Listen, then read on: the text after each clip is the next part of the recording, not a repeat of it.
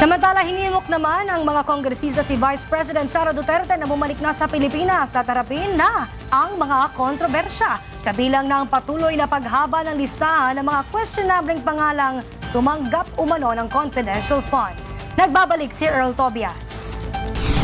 Hinamon ngayong araw ng mga kongresista mula sa Makabayan Bloc na umuwi na ng bansa si Vice President Sara Duterte para sagutin ang humahaba pa ring listahan ng mga maanumalyang pangalan na tumanggap ng OVP confidential funds. Bukod dyan, personal din daw dapat na humarap ang bise sa oras na magsimula ng talakayin sa impeachment court ang umanong korupsyon sa OVP.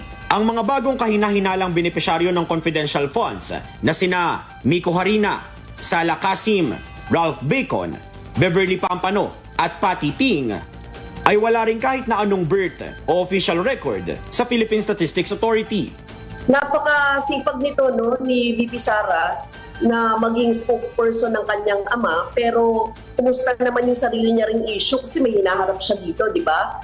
Hindi nga siya tikom na tikom yung bibig niya, hindi siya nagsasalita tungkol sa mga bagong ebidensya laban sa kanya sa paggamit ng confidential funds. Pagdidiin naman ni House Deputy Majority Leader Paulo Ortega na siyang nangunguna sa pag-usisa ng mga OVP at DepEd acknowledgement receipts kung ganyan lang din ang mga pangalan at hindi matukoy ang pagkakakilanlan, mukhang nag-imbento lang daw talaga ang OVP ng mga pangalan para palabasin na liquidated ang confidential funds. Buwelta din tuloy ni House Deputy Minority Leader Franz Castro. Kailangan niya rin mag-manage ng time niya.